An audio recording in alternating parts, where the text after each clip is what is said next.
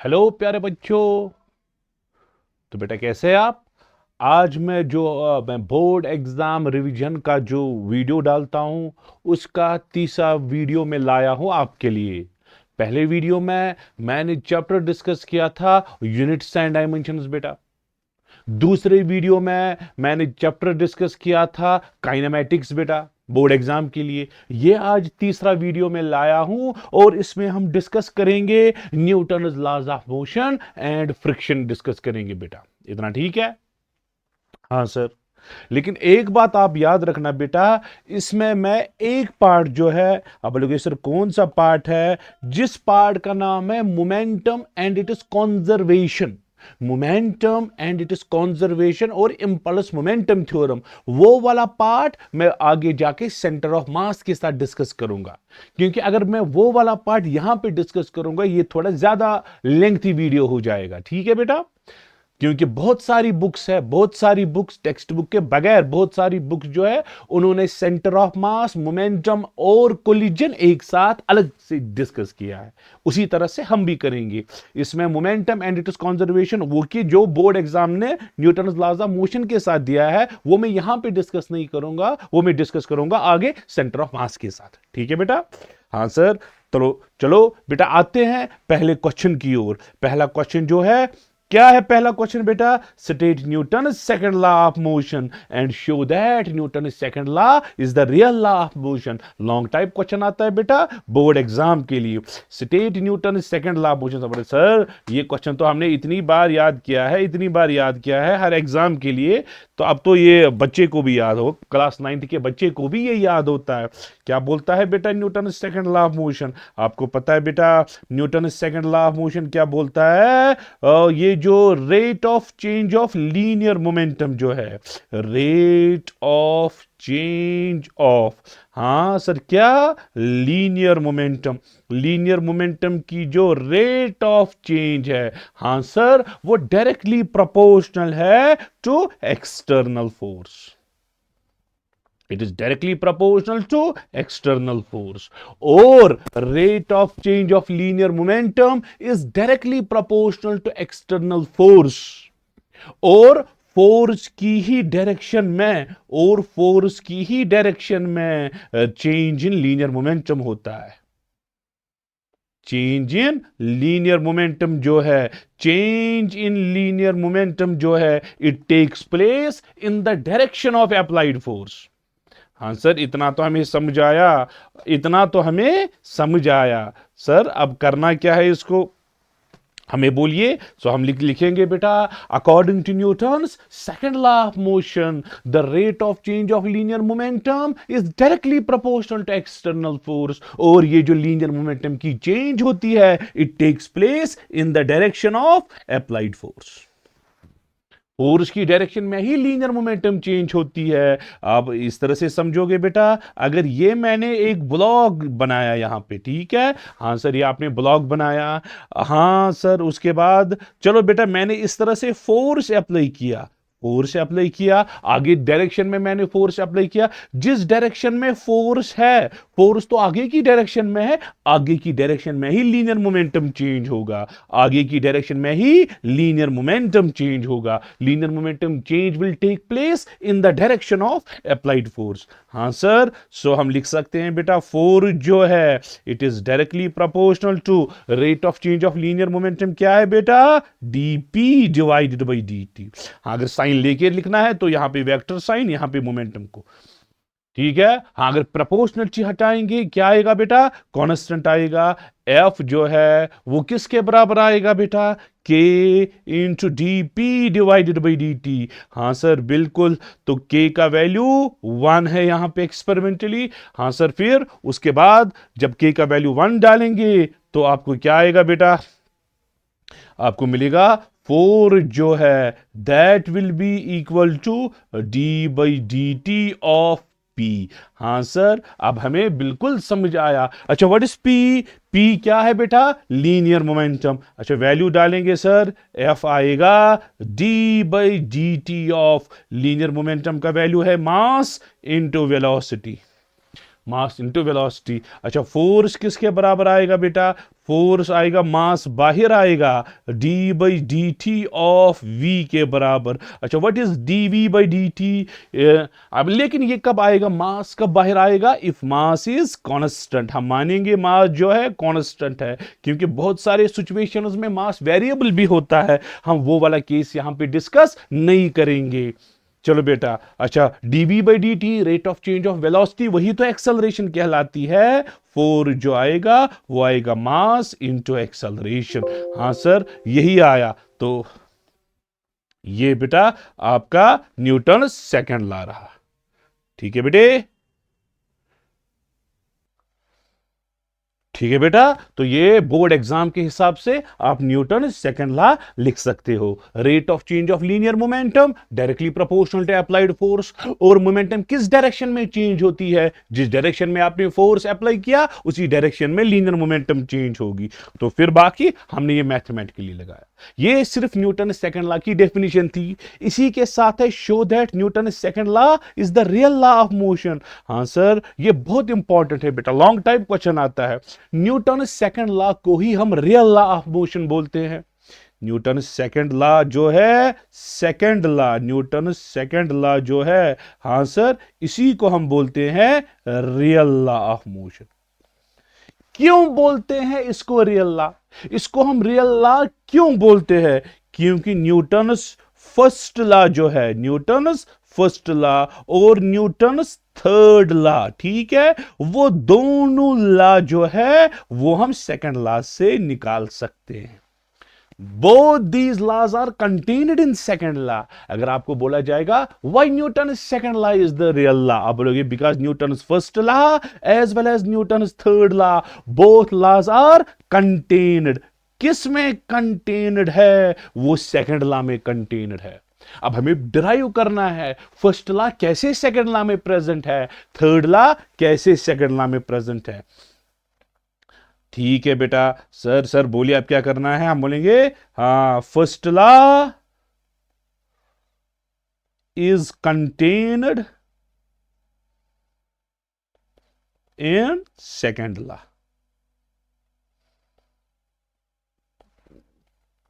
First law को हम निकालेंगे। हाँ सर, निकालिए। कहां से निकालेंगे बेटा, कहां से निकालेंगे? सेकंड लॉ से हम डिराइव करेंगे फर्स्ट लॉ, उसके बाद थर्ड लॉ निकालेंगे सेकंड लॉ से। क्लियर हो जाएगा। एक चीज आप याद रखो यहां पे बेटा, अगर कभी एक्सेलरेशन जीरो हुई, अगर कभी एक्सेलरेशन जीरो हुई, हाँ सर होती है एक्सेलरेशन जीरो। एक्सेलरेशन जीरो का मतलब क्या है? एक्सेलरेशन जीरो का मतलब क्या है? एक्सेलरेशन का जीरो अगर होगा, एक्सेलरेशन का वैल्यू अगर जीरो होगा, इसके दो मतलब हो सकते हैं। पहले समझ बेसिक्स। अगर एक्सेलरेशन जीरो है, इसका मतलब क्या हुआ? इसका मतलब हुआ या तो बॉडी रेस्ट पे है, हाँ सर, अगर बॉडी रेस्ट पे है एक्सेलरेशन जीरो है, या वो बॉडी जो है वो है यूनिफॉर्म मोशन में। किस मोशन में? यूनिफॉर्म मोशन में। अगर बॉडी यूनिफॉर्म मोशन में होगी, उस केस में भी एक्सेलरेशन जीरो के बराबर है। सो एक्सेलरेशन जीरो के दो मतलब है। हाँ सर, कौन कौन से मतलब है? इसका मतलब यह है या तो बॉडी रेस्ट में है या तो बॉडी यूनिफॉर्म मोशन में है। अगर बॉडी यूनिफॉर्म मोशन में है, उसकी वेलोसिटी कांस्टेंट है। वेलोसिटी कांस्टेंट का मतलब एक्सेलरेशन जीरो। बिल्कुल सर, बिल्कुल बिल्कुल, ये आप याद रखना। चलो बेटा, अच्छा, अब फर्स्ट लॉ मुझे निकालना है किस लॉ से? सेकंड लॉ से। जरा सेकंड लॉ से अभी आपने फोर्स की फॉर्मूला निकाली, हाँ sir, what is force formula? Force की फॉर्मूला जो है, फोर्स की फॉर्मूला जो है वो है मास इंटू एक्सेलरेशन। ये कौन सा लॉ है? ये है न्यूटन्स सेकंड लॉ। ये है न्यूटन्स सेकंड लॉ। ये तो न्यूटन्स सेकंड लॉ है। हां बेटा, आप नजर रखो, नजर रखो बेटा। अगर if no external force acts on body, if no external force acts on body, अगर बॉडी पे कोई एक्सटर्नल फोर्स नहीं है, अच्छा, इसका मतलब है फोर्स का वैल्यू कितना? Zero sir. हाँ सर, फोर्स का वैल्यू जीरो, ये मैंने खुद डाला। अगर फोर्स का वैल्यू जीरो, अगर फोर्स का वैल्यू जीरो, जरा बेटा क्या आएगा, आपको जीरो आएगा मास इंटू एक्सेलरेशन के बराबर। ठीक है, बिल्कुल। तो इसका मतलब है एक्सेलरेशन जो है वो जीरो है।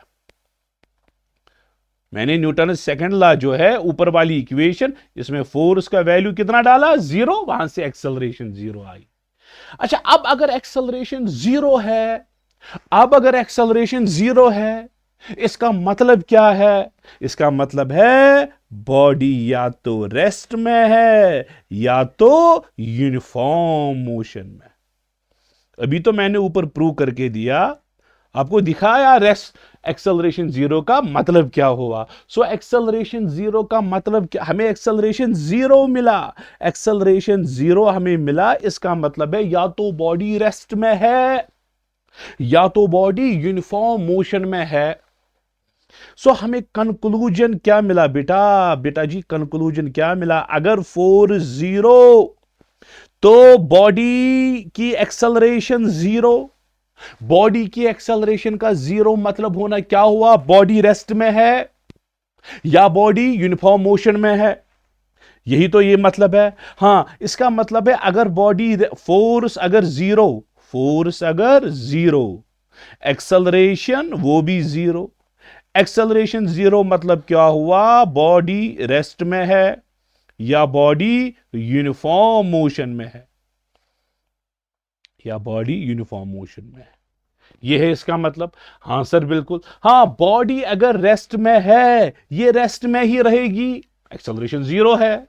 बॉडी अगर यूनिफॉर्म मोशन में है, ये यूनिफॉर्म मोशन में ही रहेगी क्योंकि एक्सेलरेशन जीरो। अरे यही तो है, यही तो कौन सा लॉ है, अरे यही तो है न्यूटन्स फर्स्ट लॉ, यही है Newton's first law. Newton's first law क्या बोलता है बेटा, ये body is at rest it will remain at rest. Body अगर रेस्ट में है, ये रेस्ट में ही रहेगी जब तक कि फोर्स ना अप्लाई हो।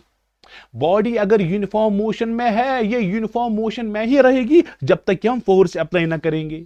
इसका मतलब ये हुआ, न्यूटन्स फर्स्ट लॉ ये बोलता है अगर हमने बॉडी को फोर्स अप्लाई नहीं किया, अगर हमने बॉडी को फोर्स अप्लाई नहीं किया, बॉडी अगर रेस्ट में थी, रेस्ट में ही रहेगी।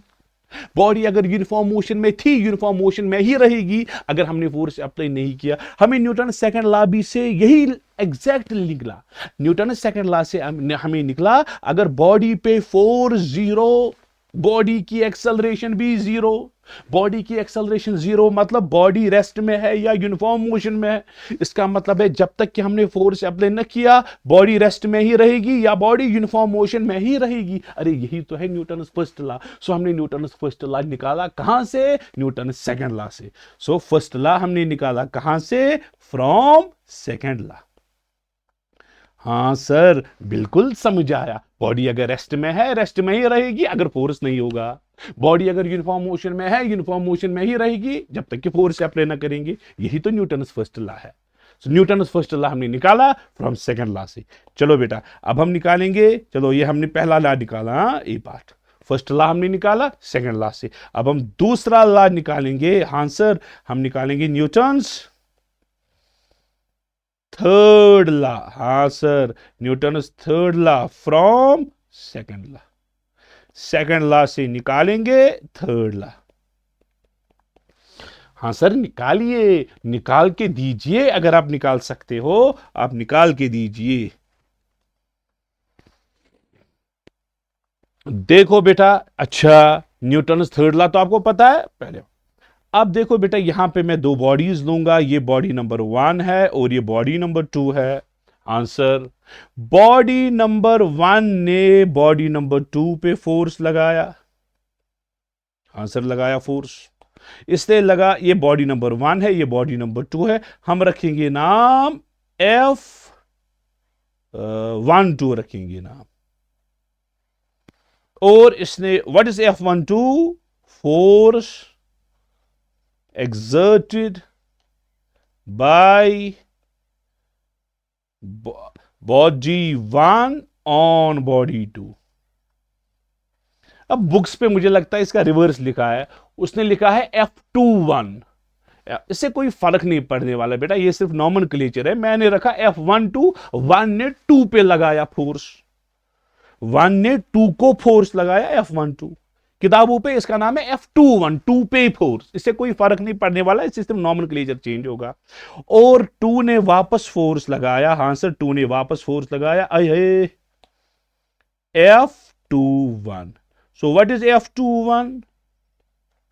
exerted by body 2 on body 1। हां सर इतना। 2 ने 1 पे फोर्स लगाया, 1 ने 2 पे फोर्स लगाया। चलो बेटा, अच्छा इस बॉडी का मोमेंटम हम रखेंगे P1, बॉडी नंबर 2 का मोमेंटम रखेंगे P2। देखो बेटा, अब हम बॉडी नंबर 1 की बात करो बेटा, बॉडी नंबर 1 की। बॉडी नंबर 1 पे कौन सा फोर्स है? 1 ने तो लगाया F12, लेकिन 1 पे लगाया गया F21। ये दूसरी ने पहली पे लगाया। मोमेंटम है इसका P1, मोमेंटम है P1, ठीक है। अच्छा, ये F21 किसके बराबर होगा? 4 जो है आपको पता है बेटा, rate of change of linear momentum है dP1 डिवाइडेड बाई dt। ठीक है, सिंपल, कोई रॉकेट साइंस नहीं है। Force is proportional to rate of change of linear momentum. Force है F21 इस बॉडी पे, इसका मोमेंटम है P1, सो फोर्स आएगा rate of change of linear momentum. हां सर, इतना ठीक है। ये बॉडी नंबर 2 है, ये बॉडी नंबर 2 है।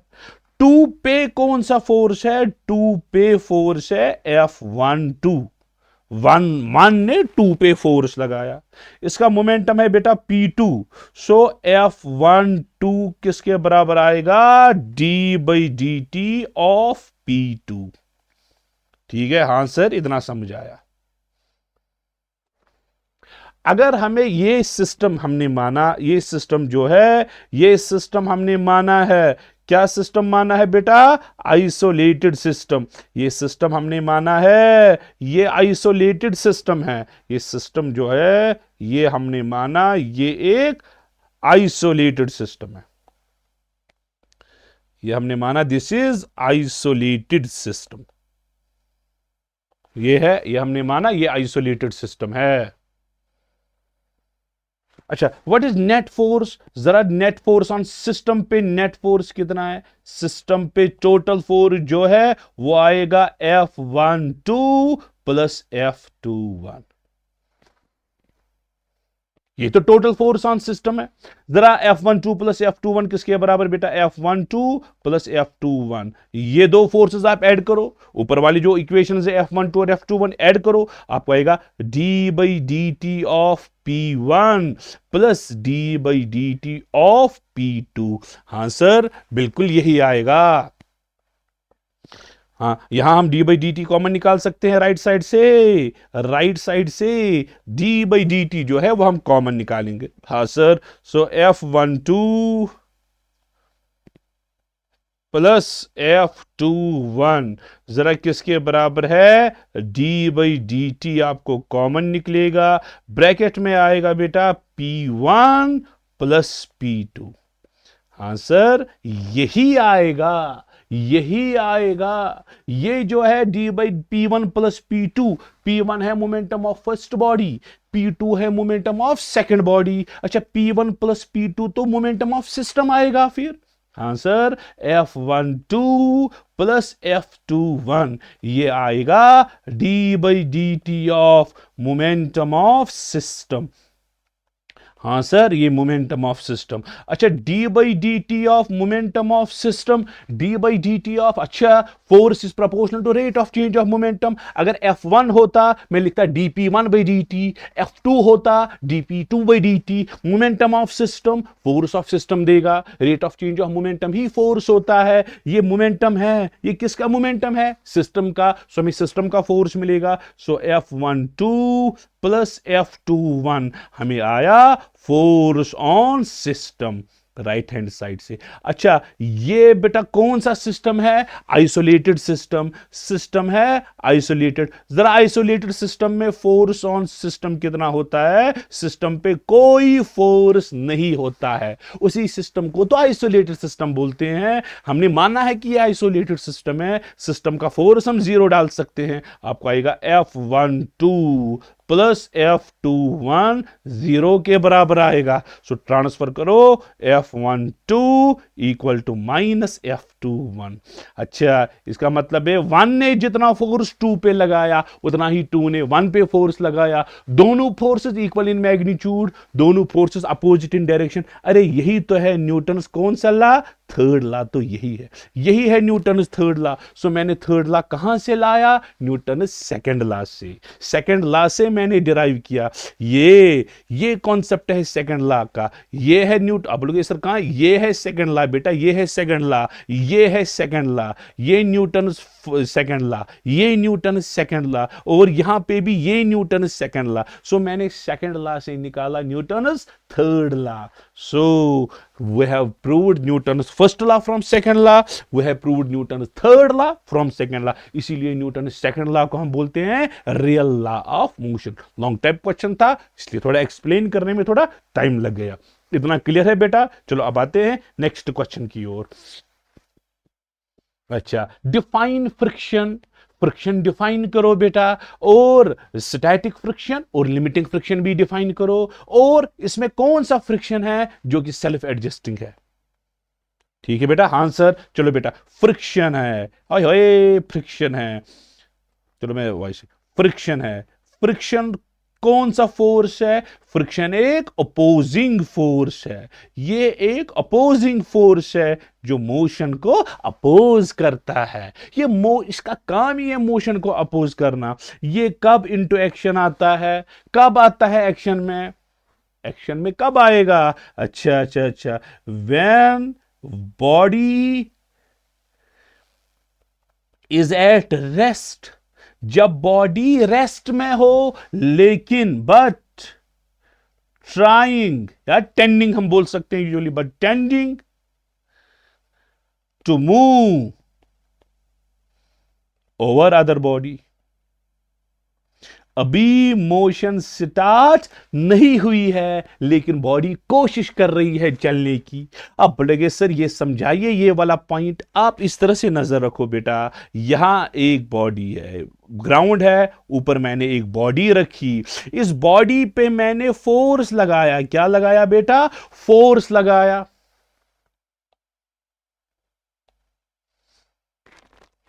इस बॉडी पे मैंने फोर्स लगाया, ठीक है, लेकिन बॉडी ने अभी मोशन स्टार्ट नहीं की। बॉडी अभी रुकी हुई है। एक बड़ी बॉडी है, हेवी बॉडी है, आपने उसको फोर्स लगाया। जैसे ही आपने उसको फोर्स लगाया, बॉडी ने स्टार्ट नहीं किया। आप बोलोगे ना सर हमारे फोर्स को हुआ क्या? अरे न्यूटन फर्स्ट लॉ तो बोलता है अगर बॉडी रेस्ट में है, हमने फोर्स लगाया, बॉडी चलनी चाहिए। लेकिन आपने प्रैक्टिकल लाइफ में देखा कोई हेवी बॉडी है, आप उसको फोर्स लगाते हो, बॉडी नहीं चलती है। अरे क्यों नहीं चलती है? अगर आपने फोर्स लगाया, बॉडी चली क्यों नहीं? इसका मतलब है कोई फोर्स है। हाँ सर, कोई जो हमारी मोशन को अपोज कर रहा है, जो हमारी फोर्स को अपोज कर रहा है, वही फोर्स जो है वही तो है फ्रिक्शन। यही तो फ्रिक्शन है। हालांकि बॉडी ने अभी मोशन स्टार्ट नहीं की, लेकिन बॉडी कोशिश तो कर रही है चलने की, टेंड कर रही है चलने की। इस केस में यहां पे है फोर्स ऑफ फ्रिक्शन होगा नंबर 1 केस। या बॉडी जो है, बॉडी रेस्ट में नहीं है, body is in actual relative motion between two surfaces, दो surfaces के दरमियान एक्चुअल रिलेटिव मोशन है।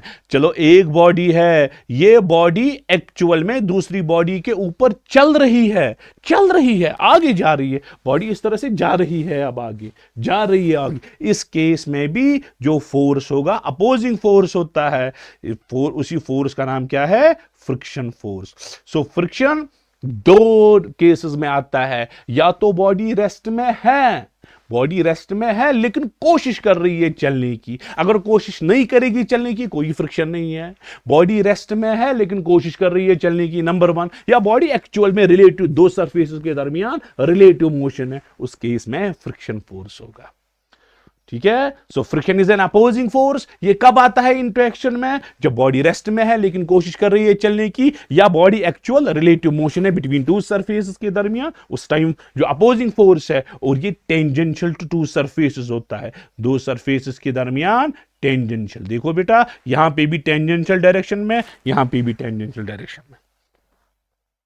अच्छा, अब मुझे डिस्कस करना है स्टैटिक फ्रिक्शन क्या है और लिमिटिंग फ्रिक्शन क्या है। स्टैटिक अभी तो मैंने एक्सप्लेन किया है, तो यही क्वेश्चन है, स्टैटिक फ्रिक्शन क्या है, स्टैटिक फ्रिक्शन किसको बोलते हैं।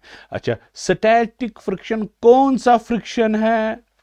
स्टैटिक फ्रिक्शन ऐसा फ्रिक्शन है, ये तब आता है when body is at rest.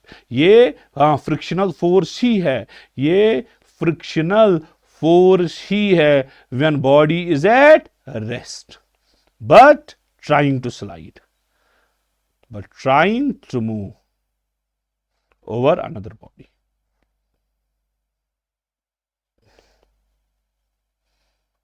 ठीक है बेटा, स्टैटिक फ्रिक्शन। और लिमिटिंग फ्रिक्शन, हां sir, limiting friction, limiting friction, हां सर, लिमिटिंग फ्रिक्शन क्या होता है बेटा? क्या होता है लिमिटिंग फ्रिक्शन? अब नजर रखो बेटा, यहां पे ये है, ये ब्लॉक है। अब मानो हमने इसको फोर्स लगाया, हमने फोर्स लगाया, और वहां से फ्रिक्शनल फोर्स है, वहां से फ्रिक्शनल फोर्स है, बॉडी रेस्ट में है, बॉडी रेस्ट में है। इसका मतलब है हमने जितना फोर्स, लेट अस सपोज आपने 5 न्यूटन का, 1 न्यूटन का फोर्स लगाया, आपने 1 न्यूटन लगाया, आपने 1 न्यूटन लगाया, बॉडी चली नहीं। इसका मतलब है जो फ्रिक्शनल फोर्स है वो भी 1 न्यूटन है, एक ने एक को बैलेंस किया, बॉडी रुकी। अब आपने 3 न्यूटन का फोर्स लगाया, 3 न्यूटन का फोर्स लगाया, body still at rest, body नहीं चली अभी। इसका मतलब है वहां से जो फोर्स है वो भी फ्रिक्शनल फोर्स, वो भी 3 न्यूटन है, इसलिए तो बॉडी रुकी हुई है। आपने 5 न्यूटन का फोर्स लगाया, बॉडी स्टिल रेस्ट में है, लेकिन वहां से भी 5 न्यूटन ही होगा। इसका मतलब है ये फ्रिक्शनल फोर्स जो है, स्टैटिक फ्रिक्शन जो है, ये सेल्फ एडजस्टिंग है, अपने आप का वैल्यू चेंज करता है। जितना एक्सटर्नल फोर्स उतना ही फ्रिक्शनल फोर्स भी है। अब आपने बेटा लेट अस सपोज 6 न्यूटन का फोर्स लगाया, ठीक। अब बॉडी जो है बराबर 6 न्यूटन पे बॉडी जो है, it is about to start, अब तैयार है स्टार्ट होने को, ठीक है। अब आपने जैसे ही 6.2 न्यूटन लगाया, बॉडी अब मोशन में आएगी। आपने 6.3 मोशन, 6.4 मोशन, अब जितने भी आप फोर्सेस बढ़ाओगे अब मोशन होगी स्टार्ट। लेकिन ये कहां पे हुआ बेटा? अबाउट टू स्टार्ट है बेटा, ये 6 न्यूटन पे ऐसा हुआ। जैसे ही आपने 6 न्यूटन फोर्स लगाया, बॉडी तैयार है चलने को, तैयार है चलने को, ठीक है। इसी फ्रिक्शन का नाम है limiting friction, limiting friction, limiting friction. हाँ सर, यही लिमिटिंग फ्रिक्शन। कौन सा फ्रिक्शन होता है लिमिटिंग फ्रिक्शन? ऐसा फ्रिक्शन है व्हेन, ऐसा फ्रिक्शनल फोर्स, ऐसा फ्रिक्शनल फोर्स, वो ये कब आता है? When body is about to start, about to start, body अब तैयार है स्टार्ट होने को। उस टाइम जो फ्रिक्शन है, इस वाले केस में 6 न्यूटन मैंने रखा, बॉडी तैयार है चलने को, उसको हम बोलते हैं लिमिटिंग फ्रिक्शन। अगर आप देखोगे बेटा, static 1 Newton static, 3 Newton static, 5 Newton static, 6 Newton भी स्टैटिक है, लेकिन ये स्टैटिक का मैक्सिमम वैल्यू है, स्टैटिक का सबसे मैक्सिमम वैल्यू है। आप बोलोगे sir maximum value of static friction, maximum value of static friction, हाँ सर, स्टैटिक फ्रिक्शन का मैक्सिमम वैल्यू ही तो लिमिटिंग फ्रिक्शन है। इसके बाद मोशन स्टार्ट हुई, जैसे ही आपने 6 को क्रॉस किया मोशन हो गई, 6 को क्रॉस किया मोशन हो गई, कितना भी फोर्स अब डालो आप ज्यादा से ज्यादा मोशन हो गई। लेकिन मोशन 6 पे स्टार्ट हुई, 6 तक रेस्ट, 6 के बाद मोशन, तो मोशन के लिए ये सबसे कम वैल्यू है। हाँ, रेस्ट के लिए सबसे ज्यादा वैल्यू, रेस्ट के लिए सबसे ज्यादा वैल्यू, ओए रेस्ट के लिए सबसे ज्यादा वैल्यू, लेकिन मोशन के लिए सबसे पहला वैल्यू। सो ये मोशन का मिनिमम वैल्यू है। मैं लिखूंगा minimum value of kinetic friction. Static का तो मैक्सिमम है, लेकिन काइनेटिक का मिनिमम है। तो समझे आप, मिनिमम वैल्यू ऑफ, इसी को हम बोलते हैं लिमिटिंग फ्रिक्शन। और ये जो लिमिटिंग फ्रिक्शन है FL, दैट इज ये directly proportional to normal reaction होता है। तो limiting friction is equal to μS into R। तो आपने पढ़ा है बोर्ड एग्जाम में, limiting friction directly proportional to normal reaction होता है, और होता है प्रोपोर्शनलिटी हटाएंगे, कांस्टेंट का नाम coefficient of static friction μS into R। बेटा इतना क्लियर हुआ। और यहां पे लिखा था which of them is self adjusting. Self adjusting कौन सा है, स्टैटिक या लिमिटिंग? स्टैटिक। स्टैटिक फ्रिक्शन जो है ये सेल्फ एडजस्टिंग है। बेटा इतना क्लियर हो गया? हाँ सर, ये 2 क्वेश्चंस अच्छे से हो गए। चलो बेटा अब थर्ड क्वेश्चन की ओर। Define inertia of rest, inertia of motion और इनर्शिया ऑफ डायरेक्शन। बचपन से पढ़ते आ रहे हो बेटा, इनर्शिया ऑफ रेस्ट क्या है? क्या है इनर्शिया ऑफ रेस्ट? ऐसी प्रॉपर्टी है, ऐसी प्रॉपर्टी है, इनहेरेंट प्रॉपर्टी है। इस प्रॉपर्टी की वजह से क्या होता है, बॉडी एट रेस्ट, जो बॉडी रेस्ट में है, tends to remain at rest, remains at rest, remains at rest. ऐसी प्रॉपर्टी बॉडी में है। इस प्रॉपर्टी की वजह से अगर बॉडी रेस्ट में है, ये बोलती है मैं रेस्ट में ही रहूं। इसी प्रॉपर्टी का नाम इनर्शिया ऑफ रेस्ट।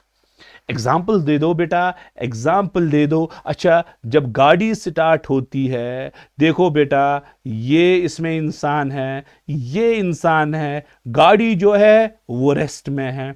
हाँ बेटा, गाड़ी जो है वो रेस्ट में है, इंसान भी रेस्ट में है। अब इंसान के पास एक प्रॉपर्टी है, ये प्रॉपर्टी इस इंसान को बोलती है you are at rest, you remain at rest. तुम रेस्ट पे थे, रेस्ट पे ही रहो। हाँ सर, तो उससे क्या होगा, जब गाड़ी अचानक स्टार्ट करेगी, sudden start, suddenly starts, when गाड़ी सडनली स्टार्ट्स, सडनली स्टार्ट, इंसान जो है, गाड़ी ने मोशन स्टार्ट की, लेकिन इंसान को क्या प्रॉपर्टी थी, रेस्ट में रहने की। रेस्ट में रहने की वजह से गाड़ी तो आगे चली, लेकिन इंसान जो है अपनी जगह रहने की कोशिश करेगा, ये पीछे की ओर गिरता है, क्योंकि गाड़ी आगे गई, इंसान बोलता है मैं रेस्ट में ही रहूं, ये पीछे लगाया जाता है। So when a bus suddenly starts, person is thrown in backward direction because of inertia of rest. अच्छा, ये एग्जांपल समझ नहीं आएगी। दूसरी एग्जांपल है, आपके पास एक कारपेट होता है, कारपेट में डस्ट पार्टिकल्स होते हैं। हाँ सर, डस्ट पार्टिकल्स होते हैं। आपने कारपेट को एक छड़ी लाई, छड़ी से अचानक मारा, छड़ी से अचानक मारा, डस्ट पार्टिकल जो है वो गिरते हैं। क्यों गिरते हैं? क्योंकि ये जो था डस्ट पार्टिकल्स रेस्ट में थे, उनके पास प्रॉपर्टी है to remain at rest because of inertia of rest. आपने अचानक कालीन को मारा, कालीन पीछे चला गया, डस्ट पार्टिकल्स के पास प्रॉपर्टी थी रेस्ट में रहने की, वो रेस्ट में ही रहेंगे, वो गिर जाएंगे नीचे। हाँ चलो बेटा, अब है inertia of motion. Inertia of rest है, inertia of motion. So inertia of motion क्या है? ऐसी प्रॉपर्टी है, ऐसी प्रॉपर्टी है जिस प्रॉपर्टी की वजह से क्या होता है, body in motion remains in motion। Uniform motion बोलो, body uniform motion, remain uniform motion में लिखूंगा, uniform motion remains in uniform motion, body in uniform motion remains in uniform motion। अच्छा, इसकी एग्जाम्पल? हाँ सर, इसकी भी एग्जाम्पल दीजिए। अगर आपने उसकी एग्जाम्पल दी, इसकी भी दीजिए। सीधी सी बात आप बोलोगे सर इसकी भी एग्जाम्पल दीजिए। एग्जाम्पल है बेटा, चलो गाड़ी की ही एग्जाम्पल लेंगे। गाड़ी जब मोशन में है, गाड़ी जब मोशन में है, पैसेंजर भी इसके साथ मोशन में है। पैसेंजर्स के पास अब कौन सी प्रॉपर्टी है? To be in motion, inertia of motion है उनमें। जब गाड़ी अचानक ब्रेक मारती है, ब्रेक मारती है गाड़ी, तो इंसान मोशन में था, इंसान बोलता है मैं मोशन में था, मुझ में प्रॉपर्टी है, I will remain in motion, वो आगे लगाया जाता है। स्टार्ट होने के टाइम पीछे because of inertia of rest, brake लगाने के टाइम आगे because of inertia of motion.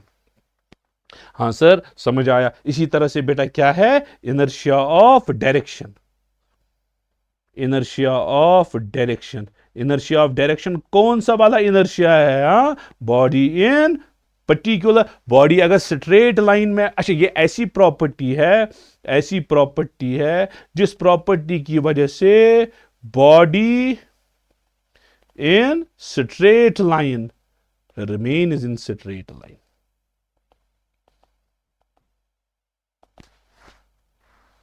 ठीक है, किसी पर्टिकुलर डायरेक्शन में बॉडी जा रही है, उसमें प्रॉपर्टी है उसी डायरेक्शन में रहने की प्रॉपर्टी। जिस तरह से आप मानो गाड़ी आगे जा रही है, गाड़ी आगे जा रही है, इनमें पैसेंजर्स है, पैसेंजर को भी अब प्रॉपर्टी है to remain in that direction, straight line में। गाड़ी ने अचानक यू टर्न मारा, गाड़ी ने तो पैसेंजर जो है आपको दिखता है, they are thrown in outward direction, क्योंकि because of inertia of direction. इतना तो आपको पता होती है। चलो बेटा,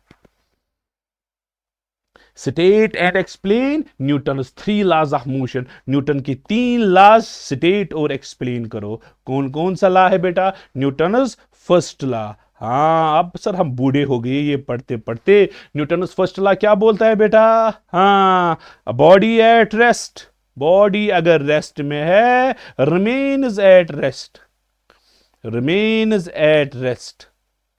बॉडी अगर यूनिफॉर्म मोशन में है, यूनिफॉर्म मोशन में है, it remains in uniform motion. क्यों?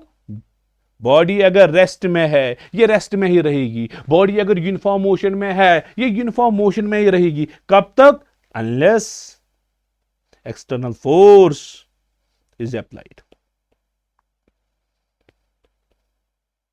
जब तक कि हम एक्सटर्नल फोर्स ना लगाए। अगर हमने एक्सटर्नल फोर्स ना लगाया, बॉडी अगर रेस्ट में है, रेस्ट में ही रहेगी। बॉडी अगर यूनिफॉर्म मोशन में है, यूनिफॉर्म मोशन में ही रहेगी। या दूसरी स्टेटमेंट है, if no external force acts, if no external force acts, ठीक है, तो बॉडी की एक्सेलरेशन जीरो। बॉडी की एक्सेलरेशन का जीरो मतलब क्या हो? रेस्ट में है, रेस्ट में रहेगी। यूनिफॉर्म मोशन में है, यूनिफॉर्म मोशन में रहेगी। अच्छा, अब इसके बाद न्यूटन सेकंड लॉ, वो तो मैंने पहले ही क्वेश्चन में एक्सप्लेन किया, न्यूटन सेकंड लॉ।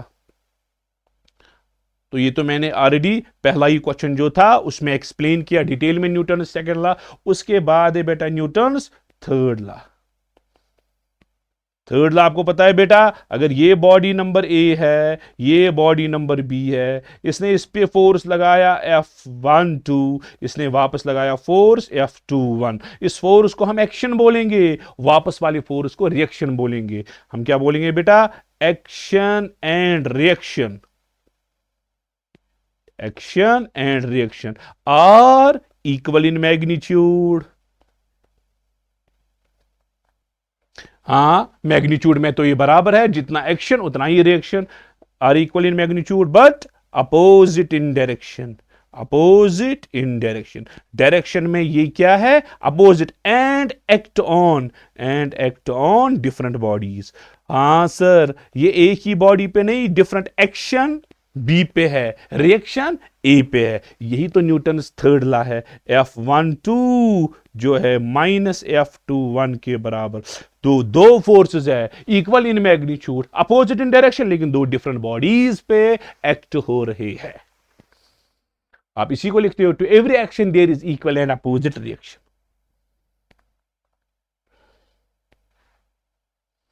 चलो बेटा, अब नेक्स्ट है explain the methods of reducing friction and state laws of friction. ठीक है बेटा, ठीक है। तो मेथड्स ऑफ फ्रिक्शन को हम कैसे रिड्यूस कर सकते हैं? छोटा क्वेश्चन है, आपको पता ही है ये सारे मेथड्स कैसे रिड्यूस कर सकते हैं बेटा। Number 1, polishing the two surfaces, polishing the two surfaces. ये सरफेस नंबर 1 है बेटा, जिसमें ये सरफेस नंबर 2 है। इन दो सरफेसेस के दरमियान फ्रिक्शन, अगर इन सरफेस को स्मूथ पॉलिश करेंगे, हाय हाय, इन सरफेसेस को क्या करेंगे, स्मूथ पॉलिश डालेंगे बीच में, तो उस वजह से जो है फ्रिक्शन रिड्यूस होगा। अच्छा, दूसरा है ल्यूब्रिकेंट यूज करेंगे। ल्यूब्रिकेंट चाहे ग्रीस है, जिस तरह से गाड़ी में ग्रीस डालते हैं, ऑयल डालते हैं, ये एक सरफेस है, ये दूसरी सरफेस है, इन दो सरफेस के दरमियान फ्रिक्शन है, तो बीच में हम ल्यूब्रिकेंट यूज करेंगे, उसकी वजह से एक फिल्म आएगी इन दो सरफेसेस के दरमियान, जिसकी वजह से फ्रिक्शन जो है वो रिड्यूस होगा। या बॉडी को बनाएंगे स्ट्रीमलाइन्ड बॉडी, स्ट्रीमलाइन्ड बॉडी बनाएंगे, जिस तरह से बेटा एरोप्लेन की बॉडी होती है स्ट्रीमलाइन्ड बॉडी, गाड़ी होती है स्ट्रीमलाइन्ड बॉडी, उस वजह से फ्रिक्शन रिड्यूस होता है।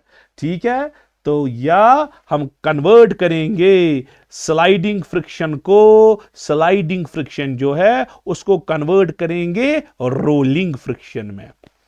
स्लाइड देखो बेटा, ये आप इस तरह से समझोगे, ये क्या होता है, देखो बेटा, ये एक बॉडी दूसरी बॉडी के ऊपर स्लाइड हो रही है, इनमें जो ये जो अंडुलेशन है आपस में इस तरह से लॉक हुई, जिसकी वजह से फ्रिक्शन हुआ, तो हम ये स्लाइड जो है कन्वर्ट करेंगे रोल में। आप देखो ये बेटा सरफेस है, इसको एक व्हील्स डालेंगे बीच में, बॉल बेरिंग्स डालेंगे, जिस तरह से गाड़ियों में होता है। अब ऊपर ये सरफेस रखेंगे। अब देखो बेटा सरफेसेस इन कंटैक्ट जो है, कंटैक्ट सरफेसेस बहुत कम कंटैक्ट सरफेस है, बहुत कम पॉइंट्स पे कंटैक्ट है। अब जो फ्रिक्शन है ये स्लाइड वाला फ्रिक्शन नहीं है, ये रोल वाला फ्रिक्शन है। रोलिंग वाला फ्रिक्शन यूजुअली कम होता है स्लाइडिंग फ्रिक्शन से। ठीक है, तो ऐसा अगर हम कन्वर्ट करेंगे, क्या करेंगे बेटा, कन्वर्ट करेंगे स्लाइडिंग फ्रिक्शन को रोलिंग फ्रिक्शन में, उस वजह से भी फ्रिक्शन कम होगा। और था बेटा स्टेट लॉज ऑफ फ्रिक्शन। अच्छा, लॉज ऑफ फ्रिक्शन भी एक्सप्लेन करने हैं, लॉज ऑफ फ्रिक्शन ये हमें एक्सप्लेन करना है। तो ये तो आपको बेसिक्स पता है। फ्रिक्शन जो है कैसा होता है, direction tangential to two surfaces, tangential to two surfaces in contact. जो दो सरफेसेस है इनके बीच में टेंजेंशियल होता है बेटा। और इसका काम क्या है, फ्रिक्शन का काम, फ्रिक्शन अच्छा टेंजेंशियल तो होगा, क्या आगे की डायरेक्शन में टेंजेंशियल होगा या पीछे की डायरेक्शन में, डायरेक्शन होगा सच दैट, डायरेक्शन है, डायरेक्शन होगी हमेशा, डायरेक्शन होगी such that it always opposes the relative motion, always opposes the relative motion. ये हमेशा रिलेटिव मोशन को क्या करेगा बेटा, अपोज करेगा। अच्छा, ये हुआ दूसरा लॉ। अच्छा, ये जो लिमिटिंग फ्रिक्शन है it is directly proportional to normal reaction. तो मैंने अभी बोला अगर प्रोपोर्शनलिटी हटाएंगे कांस्टेंट आएगा, एफ एल आएगा mu S into R. Mu S क्या है बेटा, कोफिशिएंट ऑफ स्टैटिक फ्रिक्शन। ठीक है, और ये जो म्यू एस है ये किस पे डिपेंड करता है, ये डिपेंड करता है नेचर ऑफ मटेरियल पे, नेचर ऑफ मटेरियल पे डिपेंड करता है, of and to surfaces and nature of material पे डिपेंड करता है एंड सरफेसेस इन कांटेक्ट। हाँ, अगर इन सरफेसेस जो कांटेक्ट में है बेटा ये रफ सरफेसेस है, म्यू का वैल्यू ज्यादा होगा, स्मूथ सरफेसेस है म्यू का वैल्यू जो है वो कम होगा। चलो बेटा next question, define angle of repose. Angle of repose को डिफाइन करो और show that angle of friction is equal to angle of repose on inclined plane. देखो बेटा पहले हम करेंगे डिफाइन एंगल ऑफ रिपोज क्या है। देखो बेटा ये एक सरफेस है, चलो ये मैं एक इंक्लाइंड सरफेस लूंगा, इस पे मैंने एक ब्लॉक रखा,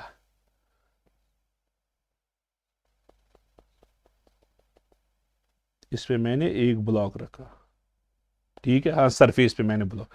ये एंगल ऑफ प्लेन जो है बेटा, ये एंगल ऑफ प्लेन जो है ये थीटा है,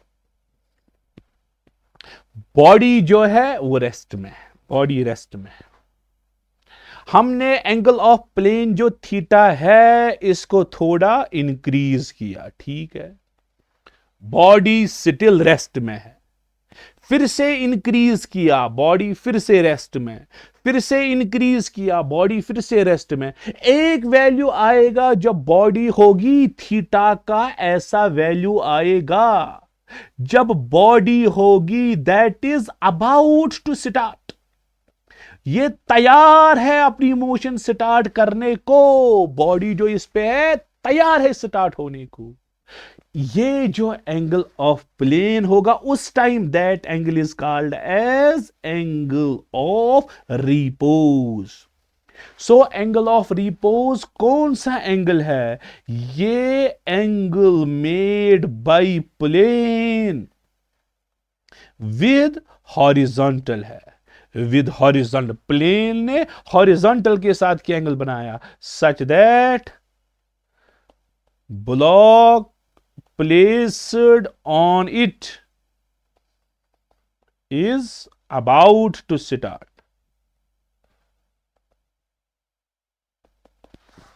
Just to start. उस एंगल का नाम क्या है? एंगल ऑफ रिपोज है। इसी को हम बोलते हैं एंगल ऑफ रिपोज। अब हमें दिखाना है एंगल ऑफ फ्रिक्शन जो है, एंगल ऑफ फ्रिक्शन वही एंगल ऑफ रिपोज है। चलो बेटा कोई बात नहीं है। अच्छा, इसका मतलब है अगर ये बॉडी अबाउट टू स्टार्ट है, बॉडी अगर अबाउट टू स्टार्ट है तो कौन सा वाला फ्रिक्शन होगा? लिमिटिंग फ्रिक्शन होगा। पहले स्टैटिक होता है, अबाउट स्टार्ट के टाइम लिमिटिंग फ्रिक्शन आता है, फिर उसके बाद काइनेटिक आता है। चलो बेटा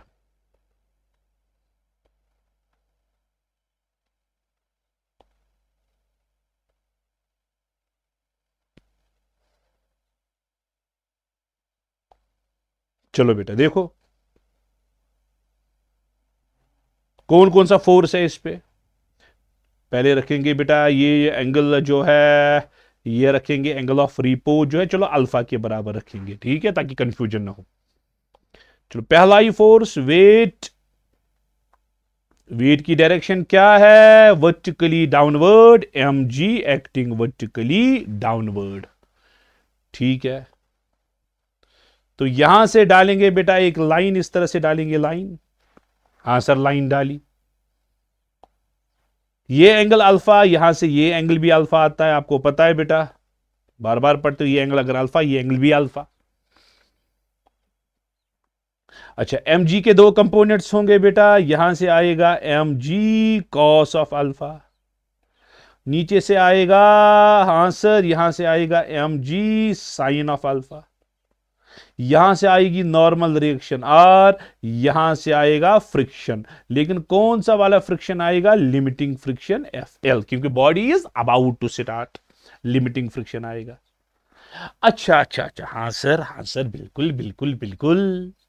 आप मुझे बोलिए एंगल ऑफ फ्रिक्शन कौन सा एंगल हुआ? Angle of friction, angle of friction जो है, एंगल ऑफ फ्रिक्शन फाई से रिप्रेजेंट करते हैं। Phi is the angle of friction, यही है एंगल ऑफ फ्रिक्शन। कौन सा एंगल है बेटा? It is the angle made bye, हाँ एंगल मेड बाय, देखो रिजल्टेंट निकालना है। एक है ये लिमिटिंग फ्रिक्शन है ना, ये लिमिटिंग फ्रिक्शन है, और ये नॉर्मल रिएक्शन आर है।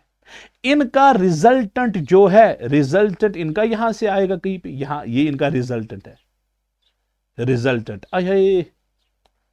चलिए मैं लिखूंगा रिजल्टेंट, रिजल्टेंट, ठीक, इनका रिजल्टेंट आएगा। रिजल्टेंट इनका जितना एंगल नॉर्मल रिएक्शन के साथ बनाएगा, इनका रिजल्टेंट जो है जितना एंगल नॉर्मल रिएक्शन के साथ बनाएगा, उसी एंगल का नाम है एंगल ऑफ फ्रिक्शन फाई।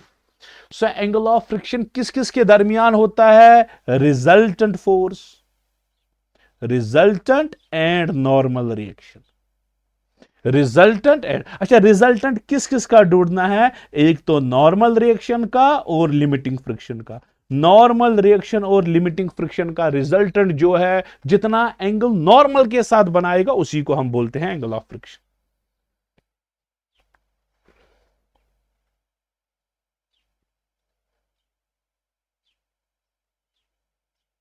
ये मैंने ट्रायंगल कंप्लीट किया बेटा, ट्रायंगल कंप्लीट किया। देखो बेटा ये लिमिटिंग फ्रिक्शन है, ये लिमिटिंग फ्रिक्शन है, ये लिमिटिंग फ्रिक्शन है। अगर ये लिमिटिंग फ्रिक्शन है, ये यही वाला साइड है, अपोजिट साइड से, ये अपना ये वेक्टर जो है ये मैंने यहां शिफ्ट किया। सो आप मुझे बोल सकते हो बेटा ये वाला ट्रायंगल जो है, ये वाला ट्रायंगल जो है, इसमें जो tan ऑफ फाई है ये होगा perpendicular divided by base. tan phi जो है ये perpendicular divided by base. tan of phi जो है वो आएगा परपेंडिकुलर। परपेंडिकुलर क्या है बेटा? लिमिटिंग फ्रिक्शन ही जाएगा perpendicular F L. Limiting friction है एफ एल और बेस जो है वो आर के बराबर, ये है बेटा बेस। ठीक है, tan ऑफ फाई। अच्छा, what is F L? Limiting friction. Limiting friction है म्यू एस इंटू आर। हाँ sir, mu S into divided by R आएगा। हाँ सर, बिल्कुल बिल्कुल। वैसे अगर आप यहीं पे ये प्रूव यहां यहीं पे निकला बेटा, अगर आप देखोगे ये यहां से अल्फा है, यहां से अल्फा है, ठीक है, ये यहां से अल्फा है, ये यहां से फाई है। अल्फा और फाई आपस में बराबर है। क्यों है बराबर? क्योंकि ये वर्टिकली अपोजिट एंगल। अब थोड़ा मैं और एक्सप्लेन कर रहा हूं, कुछ और एक और चीज निकालूंगा। अच्छा, आर और आर क्या हुआ बेटा? कैंसल। सो आपको क्या आया? tan ऑफ फाई जो है आपको आया म्यू एस के बराबर। ये बेटा एक और रिलेशन निकली। अच्छा, the tangent of angle of friction is equal to coefficient of static friction. अगर मुझे वो एंगल प्रूव करना है बेटा तो हमें कोई एतराज नहीं है, वो तो एक ही स्टेप में प्रूव हुआ। ये जो क्वेश्चन में आया था, show that angle of friction is equal to angle of repose. Angle of friction यहां से फाई है, ये एंगल ऑफ रिपोज है अल्फा। सो फाई और अल्फा आपस में क्या है बेटा? बराबर। phi is equal to alpha. क्यों? Because they are vertically opposite angles. ठीक है, ये कुछ और आएगा, कभी पूछेगा show that the tangent of angle of friction is equal to coefficient of static friction, ये भी आप बोल सकते हो। तो मैंने दो चीजें यहां पे प्रूव कर दी है। अगर अब ये क्वेश्चन बड़ा क्वेश्चन आएगा बेटा तो आप बोलोगे सर एक ही स्टेप में हम प्रूव, वो तो बहुत कम हो जाएगा। आंसर बढ़ाने के लिए अगर ये बड़ा क्वेश्चन आएगा, आप बोलोगे इस तरह से, सर इतना तो डायग्राम वायग्राम बनाओगे, उसके बाद लिखोगे बेटा angle of friction. Angle of friction जो है वो किसके बराबर होता है? आप देखो बेटा यहां पे भी निकला। एंगल ऑफ फ्रिक्शन जो है, एंगल ऑफ फ्रिक्शन जो है, एंगल ऑफ फ्रिक्शन जो है ऊपर क्या है बेटा? यहां पे लिमिटिंग फ्रिक्शन, यहां क्या है? Normal reaction. हम लिखेंगे सर एंगल ऑफ फ्रिक्शन होता है force of friction divided by normal reaction, divided by normal reaction. ये बेटा एंगल ऑफ फ्रिक्शन की डेफिनेशन में भी आपने अलग से पढ़ा होगा, ठीक है। एंगल ऑफ फ्रिक्शन इसके बराबर होता है। हां सर, एंगल ऑफ फ्रिक्शन जो है वो इसी के बराबर होता है। एंगल ऑफ फ्रिक्शन जो है, अब आप नजर रखना बेटा, angle of friction tan of phi. tan of phi जो है ऊपर आएगा बेटा फ्रिक्शनल फोर्स, नीचे आएगा नॉर्मल रिएक्शन। अगर आंसर आपको बढ़ाना है, वरना एक ही स्टेप में हमें निकला ज्योमेट्री से। tan ऑफ फाई, जरा हमने यहां पे फ्रिक्शन कौन सा डाला? Limiting friction. लिमिटिंग फ्रिक्शन का value mu S into R. फिर आपको ये म्यू एस इंटू आर नहीं डालना है। आप देखो बेटा बॉडी रुकी हुई है, रेस्ट में है, लिमिटिंग कंडीशन में। ये जो फोर्स ऑफ लिमिटिंग फ्रिक्शन है, हाँ sir, force of limiting friction जो है ये किसके बराबर है? ये फोर्स ऑफ लिमिटिंग फ्रिक्शन जो है ये किसके बराबर? mg साइन अल्फा के बराबर, क्योंकि ये बॉडी तो रुकी हुई है। फिर हम यहीं पे थोड़ा बहुत चेंज लाएंगे। ये वाला स्टेप जो है, ये वाला स्टेप ये मैंने वापस लिखा, ये मैंने लिखा बेटा tan phi is equal to F L, ये वाला स्टेप मैं वापस लिखूंगा, divided by R. R is the normal reaction. वापस मैंने ये स्टेप लिखा बेटा, वापस लिखा ताकि मैं थोड़ा स्टेप्स बढ़ाऊं। अच्छा, लिमिटिंग फ्रिक्शन का वैल्यू इस बार म्यू एस इंटू आर नहीं डालेंगे, लिमिटिंग फ्रिक्शन का वैल्यू डालेंगे M G sine of alpha के बराबर। M G sine of alpha के बराबर, ठीक है, क्योंकि बराबर है फोर्स, बॉडी रुकी हुई है। F L. अच्छा, नॉर्मल रिएक्शन किसके साथ बैलेंस होगा? एम जी कॉस अल्फा के साथ, M G cos of alpha के साथ। एम जी कैंसल हुआ, tan फाई आपको आएगा sine alpha by cos alpha, कितना हुआ? tan of alpha. tan के साथ गया, फाई आपको अल्फा के बराबर आया। अरे यही तो हमें प्रूव करना था, यही तो हमें प्रूव करना था। इसमें 2-3 स्टेप्स आए। ये वाला स्टेप जो है बेटा, ये वाला स्टेप जो है, ये वाला स्टेप आपको मैंने यहां से कंटिन्यू किया। क्या ऐसे थोड़ी 1-2 स्टेप्स और आएंगे। derive an expression for acceleration down and incline on friction and frictionless plane। देखो बेटा, एक इंक्लाइंड प्लेन है, ये एक इंक्लाइंड प्लेन है, ये एक इंक्लाइंड प्लेन है, बॉडी नीचे आ रही है, इसकी एक्सेलरेशन की इक्वेशन निकालनी है। चलो बेटा, नीचे आ रहा है, चलो बेटा आप मुझे बोलो फोर्स कौन कौन सा है। एक फोर्स वेट है, mg एक्टिंग डाउनवर्ड, ये एंगल थीटा है। हाँ सर, ये एंगल थीटा है। अच्छा, फिर हम क्या करते हैं बेटा, लाइन एक डालते हैं, ये लाइन इस तरह से है,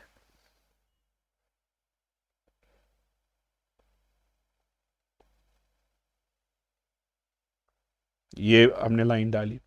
बोलो बेटा, ये एंगल भी थीटा आएगा, आपको पता है mg के components, mg cos of theta, और यहां से आएगा mg साइन ऑफ थीटा। ये आया। अच्छा, बॉडी जब नीचे आएगी ऊपर की डायरेक्शन में फ्रिक्शन होगा, लेकिन बॉडी नीचे आ रही है, ऊपर की डायरेक्शन में कौन सा फ्रिक्शन होगा, काइनेटिक फ्रिक्शन होगा। यहां से नॉर्मल रिएक्शन आर होगी और नीचे जाके एक्सेलरेशन ए होगा। चलो बेटा, अब आपको पता ही है net force equal to mass into acceleration. चलो बेटा, net force equal to mass into acceleration. अच्छा, नेट फोर्स में आप देखो बेटा, बॉडी नीचे आ रही है, mg साइन थीटा और fk के दरमियान सबसे बड़ा फोर्स कौन है, बॉडी नीचे आ रही है, इसका मतलब है mg साइन थीटा नीचे है, fk ऊपर है। सो आप लिखोगे बेटा mg sine of theta minus fk is equal to mass into acceleration. बिल्कुल सर, बिल्कुल। अच्छा, ये एफ के किसके बराबर है, काइनेटिक फ्रिक्शन। आप बोलोगे sir M G sine of theta, F K होता है म्यू के इंटू आर, ये है एम इंटू ए के बराबर। M G sine of theta minus mu K. अच्छा, आर का value M G cos theta है, एम इंटू ए के बराबर। एम एम एम कैंसल हुआ, ए का वैल्यू जी कॉमन आया, ब्रैकेट में आएगा sine of theta minus mu K cos of theta. तो ये है एक्सेलरेशन, लेकिन प्लेन में फ्रिक्शन है, फ्रिक्शन है। अब अगर फ्रिक्शन लेस है बेटा, अब अगर फ्रिक्शन लेस है, इसने बोला है फ्रिक्शन लेस प्लेन, अगर ये फ्रिक्शन वाली प्लेन की एक्सेलरेशन, अब अगर प्लेन फ्रिक्शन लेस है, फ्रिक्शन उसका मतलब है फ्रिक्शन का वैल्यू 0, ये यहां पे डालो, एक्सेलरेशन आएगा जी साइन ऑफ थीटा। चाहे आप दोनों केसेस देखो बेटा, ये वाला केस, ऊपर वाला केस और नीचे वाला केस आप देखो, आप देखोगे बेटा दोनों केसेस में एक्सेलरेशन को मास के साथ कोई रिलेशन नहीं है। Acceleration is independent of mass, mass की है ही नहीं। अगर हेवी बॉडी डालोगे और लाइट बॉडी डालोगे, दोनों की acceleration down the plane same होगी, क्योंकि एक्सेलरेशन मास पे डिपेंड नहीं करता। Define friction and give its types, अभी तो मैंने दिखाया बेटा, डिटेल में हमने एक्सप्लेन किया। फ्रिक्शन क्या है, अपोजिंग फोर्स। क्या है, अपोजिंग फोर्स। कब आता है इनटू एक्शन में, फोर्स कब आता है इनटू एक्शन में, जब बॉडी रेस्ट में है लेकिन कोशिश करती है मोशन में आने की, या बॉडी एक्चुअल मोशन में है, उस टाइम भी है। कौन कौन सा टाइप है, स्टैटिक है, लिमिटिंग है, काइनेटिक है। स्टैटिक एक्सप्लेन किया, लिमिटिंग एक्सप्लेन किया। काइनेटिक कब आता है, जब बॉडी एक्चुअल मोशन में होती है, उस टाइम जो अपोजिंग फ्रिक्शन होता है वो काइनेटिक होता है, ये मैंने ऑलरेडी एक्सप्लेन किया। Why we beat carpet with stick to remove dust, अगर कारपेट है बेटा, कारपेट को हम स्टिक से क्यों मारते हैं, ताकि उसमें डस्ट पार्टिकल्स गिर जाए। मैंने ये एक्सप्लेन किया कहां पे, इनर्शिया ऑफ रेस्ट में। इनर्शिया ऑफ रेस्ट में क्या होता है बेटा, कारपेट जो है बेटा, कारपेट जो है इसमें डस्ट पार्टिकल्स है। कारपेट क्या है बेटा, रेस्ट में, डस्ट पार्टिकल्स भी क्या है बेटा, रेस्ट में है। जब हमने इसको स्टिक से मारा, कारपेट जो है वो किस में आया, मोशन में आया कारपेट, ठीक है। लेकिन डस्ट पार्टिकल्स क्या थे, वो रेस्ट में है, वो रेस्ट में थे, उनकी क्या टेंडेंसी है, to be at rest, because of inertia of rest वो नीचे गिर जाते हैं। तो मैंने एक्सप्लेन किया। अभी Why mango fall down when a branch of tree is shaken? अगर branch of tree है बेटा, tree है ये, चलो मैंने tree बनाया, ये tree है, ट्री में मैंगोज है बेटा, इस तरह से मैंगोज है। जब हमने ट्री को अचानक से शेक किया, मैंगो क्यों गिरते हैं? क्यों गिरते हैं बेटा मैंगो? जब हमने ट्री जो था वो रेस्ट में था, मैंगोज भी जो थे वो थे रेस्ट में। अब मैंगोज में कौन सा इनर्शिया है? इनमें इनर्शिया ऑफ रेस्ट है। जब आपने अचानक शेक किया, ट्री है, ट्री क्या आया बेटा? मोशन में आया। हां सर, ट्री मोशन में आया। लेकिन मैंगोज क्या है? इनर्शिया ऑफ रेस्ट में है। वो बोलेंगे हम रेस्ट में थे, रेस्ट में ही रहेंगे। जब हमने मारा, इनर्शिया ऑफ रेस्ट की वजह से वो फॉल डाउन होंगे। डिफाइन एंगल ऑफ फ्रिक्शन, अभी तो मैंने बोला बेटा किस किस के दरमियान एंगल है ये। यहां ये बेटा ब्लॉक है, ब्लॉक को मैंने अप्लाइड फोर्स लगाया, ब्लॉक को मैंने फ्रिक्शन, ये है बेटा फ्रिक्शनल फोर्स ब्लॉक को आएगा। हाय हाय, होय होय,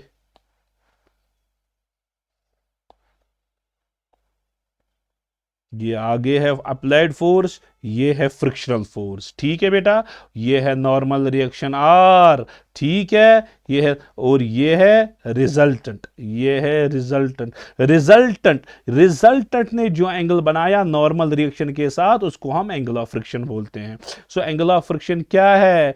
एंगल मेड बाय रिजल्टेंट। अच्छा, रिजल्टेंट किस किस का? रिजल्टेंट, रिजल्टेंट है फोर्स ऑफ फ्रिक्शन का, रिजल्टेंट है friction and normal reaction. Friction and normal reaction का जो रिजल्टेंट है वो एंगल बनाता है विद नॉर्मल के साथ। जो उसने नॉर्मल के साथ एंगल बनाया उसी का नाम है एंगल ऑफ फ्रिक्शन। चलो बेटा, a man jumping out of बस, इंसान जब बस है, बस में इसने जंप डाला, जो बस आगे चल रही है, बस मोशन में है, इंसान ने जंप मारा, लेकिन इंसान आगे की डायरेक्शन में गिरता है, आगे की डायरेक्शन में गिरता है। क्यों? रीजन क्या है? अरे यार इतना तो समझ अब आना चाहिए, इतना इनर्शिया मैंने समझाया। It is because of inertia of motion. Inertia of motion, जब इंसान एक मूविंग बस में था, मूविंग बस में था, इसके पास कौन सा इनर्शिया है बेटा? इसके पास इनर्शिया ऑफ मोशन है। इनर्शिया ऑफ मोशन इसको क्या बोलता है? You are in motion, you remain in motion. जब इसने जंप मारी, जमीन पे गिर गया, इनर्शिया ऑफ मोशन की वजह से ये फॉरवर्ड डायरेक्शन में गिर जाएगा, क्योंकि इसके पास इनर्शिया ऑफ मोशन है। Why a passenger falls backward when suddenly बस ने अब स्टार्ट किया, पैसेंजर सडनली बैकवर्ड डायरेक्शन में गिर गया, बिकॉज ऑफ क्या? ये इनर्शिया ऑफ रेस्ट है या इनर्शिया ऑफ मोशन? पूरा एक्सप्लेन मैंने किया, because of inertia of rest. हाँ, इनर्शिया ऑफ रेस्ट की वजह से इंसान रेस्ट में था, रेस्ट में रहने की कोशिश करेगा, बस स्टार्ट करेगी, इंसान पीछे गिरा जाएगा। ये मैंने एक्सप्लेन किया सारा। अच्छा, can a horse pull cart in empty space? बोलो बेटा, क्या हॉर्स जो है पुल कर सकता है कार्ट को एम्प्टी स्पेस में? हाय हाय सर, क्या क्वेश्चन है। अच्छा, हॉर्स जो है, हॉर्स कैसे चलता है? हॉर्स जब चलता है, हॉर्स जब किसी कार्ट को खींचता है, हॉर्स जो है, अब समझना, हॉर्स जो है वो अर्थ को पीछे खींचता है, इस तरह से पुश लगाते हैं, इस तरह से बैकवर्ड। हॉर्स की इसकी जो टांगे है वो अर्थ को इस तरह से पीछे लगाते हैं। अर्थ जो है हॉर्स पे फोर्स लगाता है अपोजिट डायरेक्शन में, ठीक है, फोर्स लगाता है फ्रिक्शन की वजह से। फ्रिक्शन ने, हॉर्स ने फ्रिक्शन की वजह अर्थ को पीछे लगाया और अर्थ ने इसको वापस लगाया, जिसकी वजह से हॉर्स जो है वो चलता है। अब अगर बेटा एम्प्टी स्पेस है, क्या है बेटा? Empty space. हॉर्स किस वजह से अब चलता है? ये रेस्पॉन्स की वजह से चलता है। किस रेस्पॉन्स की वजह से? किस रेस्पॉन्स की वजह से? जो अर्थ ने हॉर्स पे लगाया, अर्थ ने जो हॉर्स पे रेस्पॉन्स लगाया उसकी वजह से ये चलता है। एम्प्टी स्पेस में अर्थ जो है ऐसा कोई रिएक्शनल फोर्स नहीं दे सकता है, नहीं दे सकता। सो हॉर्स जो है वो कार्ट को नहीं चला सकता। कहां पे? एम्प्टी स्पेस में, क्योंकि एम्प्टी स्पेस में अर्थ ने ये जो हॉर्स है उस पर कोई फोर्स नहीं लगा। सो आप क्या बोलोगे बेटा? हाँ, हॉर्स किस वजह से चलता है? हॉर्स जो है अर्थ को पीछे खींचता है। अर्थ जो है हॉर्स को रिएक्शन देता है फॉरवर्ड डायरेक्शन में, जिसकी वजह से हॉर्स जो है वो चलता है। ठीक है, लेकिन एक एम्प्टी स्पेस है, एम्प्टी स्पेस में कोई फोर्स है ही नहीं। जब एम्प्टी स्पेस में अर्थ की वजह से कोई फोर्स नहीं है तो हॉर्स नहीं चल सकता।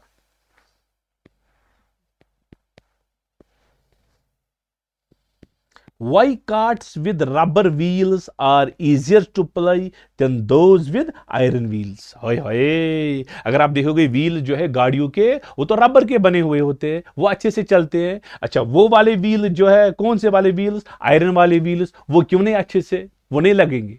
वो नहीं लगेंगे, क्यों नहीं लगेंगे? फ्रिक्शन का कॉन्सेप्ट याद करो बेटा दिमाग में।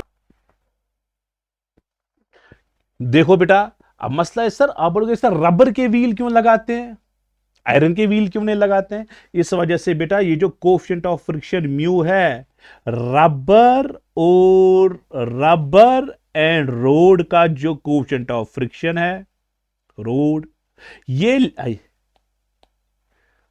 लेस है, ये कम है। किससे कम है? Then between rubber and iron. Rubber, sorry, between iron and road. Iron and road जो है उसका जो कोफिशिएंट ऑफ फ्रिक्शन है वो ज्यादा है। So friction between rubber and road it is less, friction between iron and road it is more. इस वजह से हम रबर वाले टायर्स यूज करते हैं।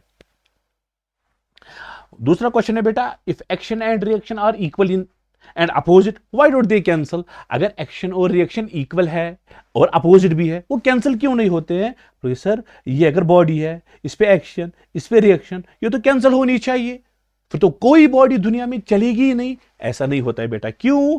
क्योंकि एक्शन जो है एक बॉडी पे है, रिएक्शन जो है वो दूसरी बॉडी पे है। एक्शन हम लिखेंगे because action and reaction act on different bodies. ये दो डिफरेंट बॉडीज पे है, इसलिए ये कैंसिल नहीं करेंगे। कैंसिल कब करते? जब ये एक ही बॉडी पे एक्ट होते तो कैंसिल करते। दो डिफरेंट बॉडीज पे एक्ट हुए तो कैंसिल कहां से करेंगे?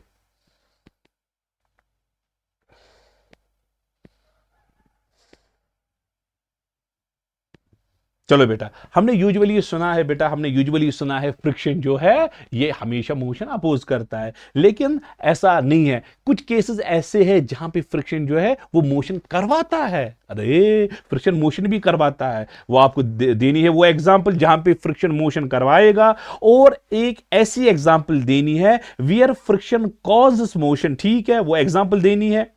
Give direction of friction on front wheel of a bicycle when it is, जब हमने साइकिल है उसको पैडल लगाया, उसका फ्रंट व्हील है और बैक व्हील है, आपको डायरेक्शन ऑफ फ्रिक्शन बोलना है फ्रंट व्हील पे और बैक व्हील पे।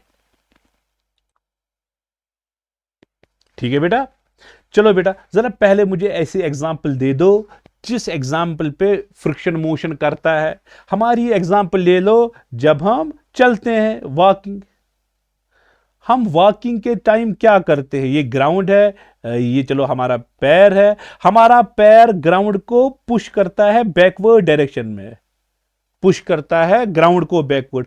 ग्राउंड लेकिन हमारे पैर को पुश करता है फॉरवर्ड डायरेक्शन में फ्रिक्शन की वजह से। सो हमारे पैर पे जो फ्रिक्शन है, जो अर्थ ने हम पे लगाया, फॉरवर्ड है या बैकवर्ड है? फॉरवर्ड डायरेक्शन में है। सो इसी वजह से ये मोशन होती है। सो हमारे चलने के टाइम फ्रिक्शन जो है वो आगे की डायरेक्शन में है, उस वजह से हम चलते हैं। सो फ्रिक्शन यहां पे मोशन को सपोर्ट करता है, न कि अपोज। अब है बेटा बाइसिकल जो है, बाइसिकल के फ्रंट और बैक व्हील का कॉन्सेप्ट है। पैडल किसको अटैच होता है? पैडल जब हम मारते हैं वो बैक व्हील को अटैच होता है। अच्छा, हम पैडल को खींचते हैं, खींचते हैं, खींचने के टाइम ये आगे चलता है, ठीक है, आगे चल, अर्थ को पुश करेगा बैकवर्ड डायरेक्शन में, अर्थ इसको वापस फ्रिक्शन लगाएगा फॉरवर्ड डायरेक्शन में। सो बैक व्हील जो है, बैक व्हील जो है जिसको पैडल अटैच है, जिसको पैडल अटैच है, उसको जो फ्रिक्शन है किस डायरेक्शन में है, फॉरवर्ड डायरेक्शन में है। फ्रंट व्हील को कोई पैडल वैडल का कॉन्सेप्ट नहीं है, फ्रंट व्हील आगे जाएगा, उसका जो फ्रिक्शन है, फ्रंट व्हील जो है, फ्रंट व्हील को हमने पैडल वैडल नहीं, हमने खींचा मीचा नहीं, ये खुद चला, आगे चला। सो फ्रंट व्हील जो है, फ्रंट व्हील जो है उसका जो फ्रिक्शन है वो किस डायरेक्शन में होगा, बैकवर्ड डायरेक्शन में, क्योंकि ये खुद आगे चलता है, फ्रिक्शन इसको अपोज करेगा बैकवर्ड डायरेक्शन में। सो बैकवर्ड वाला हमने खींचा, उसने अर्थ को पीछे लगाया और आगे बढ़ा, उसमें फर्क है, उसको अर्थ ने आगे बढ़ाया, अर्थ ने फ्रिक्शन लगाया फॉरवर्ड डायरेक्शन में, आगे वाला खुद चला, उसका फ्रिक्शन बैकवर्ड डायरेक्शन में। Is it easier to push or to pull? आपको पता है it is easier to pull, ये तो आपको पता है, it is easier to pull than to push. Pull easy होता है एज कंपेयर टू पुश, ठीक है बेटा। तो अगर आपको देखना है, डायग्राम देखनी है, मैं दिखाऊंगा पुल और पुश की डायग्राम, तो आपको खुद समझ आएगा कौन सा ज्यादा है कौन सा कम है, ठीक है। चलो बेटा जल्दी जल्दी मैं बनाऊंगा, हालांकि इसमें ये नहीं था, ये बेटा पुल है, ये बेटा फोर्स ऑफ पुल है, ठीक है, ये बेटा फोर्स ऑफ पुल है, ये है एफ पुल में लिखूंगा, ठीक है। इसको पुश लगाएंगे इस तरह से, एफ पुश। जरा यहां पे weight mg acting downward, normal reaction are acting, और बैकवर्ड डायरेक्शन में फ्रिक्शन लेंगे, हाँ फ्रिक्शन, लिमिटिंग फ्रिक्शन लेंगे।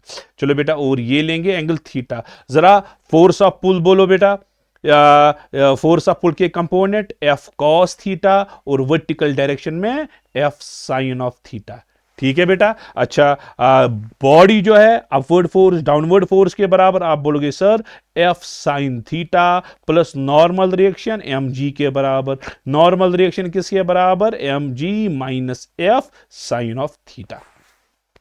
इसमें जब आप सॉल्व करोगे बेटा, पुश में आपको निकलेगा नॉर्मल रिएक्शन आएगा M G plus F sine of theta.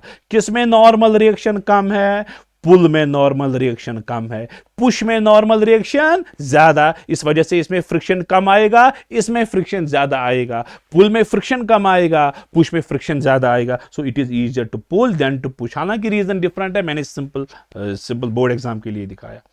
Can a force change only direction without changing magnitude? हाँ कर सकता है, फोर्स जो है वो डायरेक्शन चेंज कर सकता है। बॉडी यहां से जा रही है, स्ट्रेट लाइन 2 मीटर पर सेकंड की स्पीड है, इसको हमने यहां से फोर्स लगाया तो फोर्स ने इसको यहां से लिया, इसकी वेलोसिटी जो है अब 2 मीटर पर सेकंड यहां है। सो ठीक है, so only direction of velocity change हुई, लेकिन मैग्नीट्यूड चेंज नहीं हुआ। यहां से भी 2, यहां से भी 2, लेकिन डायरेक्शन चेंज हुआ। सो हम बोलेंगे yes, force can change magnitude, force can change direction without changing magnitude. Circular uniform circular motion में ऐसा ही तो होता है। चलो बेटा, ये फोर्स गिवन है, ये फोर्स गिवन है, आपको एक्सेलरेशन निकालनी है। फोर्स कितना है बेटा, 6i cap plus 8j cap plus 10k cap, और एक्सेलरेशन जो है 2 मीटर पर सेकेंड स्क्वायर। आपको मास निकालना है। फॉर्मूला क्या है बेटा, force is equal to mass into acceleration. पहले फोर्स का मास तो है बेटा, फोर्स का मैग्नीट्यूड निकालेंगे। फोर्स का मैग्नीट्यूड आएगा सर, आप बोलोगे सर फोर्स का magnitude under root of 6 square plus 8 square plus 10 square. यही तो है, फोर्स आपको आएगा अंडर रूट ऑफ 200, फोर्स आपको आएगा 10 अंडर रूट ऑफ 2, यही तो फोर्स है, ये एक्सेलरेशन है। अब फॉर्मूला आएगी force equal to mass into acceleration. Force है 10 अंडर रूट 2, मास है m, एक्सेलरेशन इज 2, 2 5 हुआ, m is equal to 5 under root of 2। कोई इशू नहीं है, आप आराम से लिख सकते हो। 864 36, हाँ 200 आएगा, 200 हुआ 10 root 2, 10 root 2 mass into accel, ठीक है बेटा, ये 5 रूट 2 kg आएगा इसका, हाँ आप कर सकते friction is the necessary evil. ये आपको पता है बेटा, ये बोर्ड एग्जाम के लिए हर किसी ने याद किया होता है, तो आप ये क्वेश्चन खुद एक्सप्लेन कर सकते हो। ये कोई बड़ा ऐसा कुछ नहीं, force friction is a necessary evil, यूं करता है, ट्यां करता है, वियर एंड टियर करता है, या लेकिन चलने के लिए ज़रूरी है। तो ये चीज़ें आप खुद लिख सकते हो, कोई इशू नहीं है। तो ये चैप्टर था बेटा। इस चैप्टर में मैंने डिस्कस किया लॉज ऑफ मोशन और फ्रिक्शन के जो वो वाले क्वेश्चन जो बोर्ड एग्जाम में ऑलमोस्ट हर साल पूछे जाते हैं, रीजनिंग क्वेश्चन लेके। ठीक है बेटा। तो इसमें मैंने कंजर्वेशन ऑफ मोमेंटम है और इंपल्स है और इंपल्स मोमेंटम थ्योरम वो स्किप किया, वो हम डिस्कस करेंगे सेंटर ऑफ मास में। तो आज के लिए इतना काफी है बेटा। सो नेक्स्ट वीडियो मैं आपके लिए लाऊंगा वर्क पावर एनर्जी के रिलेटेड, उस टाइम वो डिस्कस करेंगे। ठीक है, तब तक के लिए अल्लाह हाफिज एंड बेस्ट ऑफ लक।